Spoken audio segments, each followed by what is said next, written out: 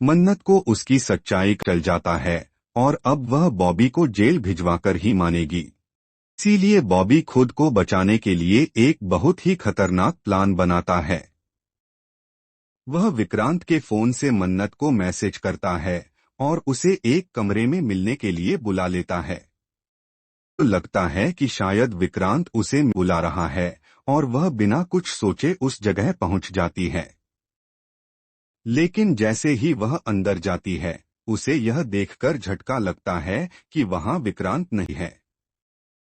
तभी बॉबी तेजी से दरवाजा बंद करके उसे अंदर कैद कर लेता है और मन्नत को धमकी देता है कि अगर अपनी जान की सलामती चाहती है तो चुपचाप यह शहर और किसी से कुछ।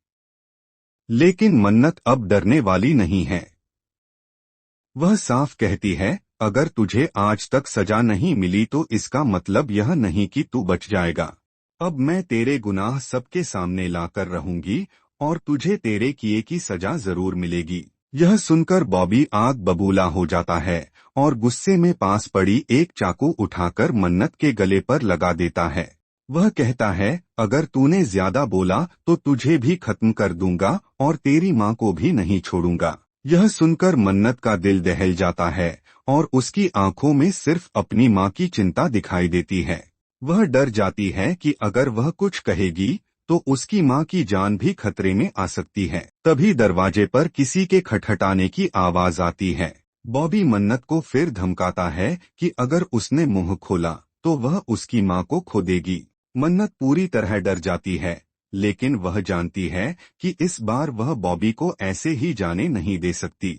और तभी दरवाजा खुलता है और सामने विक्रांत खड़ा होता है, जो मन्नत को इस हाल में देखकर हैरान रह जाता है। वह पूछता है, मन्नत तुम यहाँ क्या कर रही थी और इतनी डरी हुई क्यों हो? लेकिन उस पल मन्नत कुछ भी नहीं कहती, क्योंकि अब उसने तय कर लिया होता है कि वह विक्रांत को सीधे कुछ नहीं बताएगी, बल्कि बॉबी से खुद ही सबके सामने उसके गुनाह कबूल करवाएगी, ताकि उसके खिलाफ सबूत और गवाही दोनों एक साथ मिल सकें।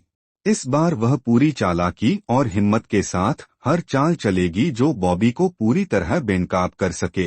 अब देखना यह है कि मन्नत बॉबी को कैसे फंसाती है। क्या वह बॉबी की अगली चाल को रोक पाएगी? और क्या विक्रांत मन्नत पर विश्वास करेगा, या फिर मल्लिका और ऐश्वर्या कोई नया खेल रचेंगी? यह सब जानने के लिए जुड़े रहिए हमारे चैनल पर। और मन्नत सीरियल के हर अपकमिंग ट्विस्ट और इमोशन सफर को सबसे पहले देखने के लिए चैनल को सब्सक्राइब जरूर करें। अगर आप चाहें तो मैं इस स्क्रिप्ट को और भी प्रोफेशनल या नरेशन स्टाइल में बदल सकता हूं।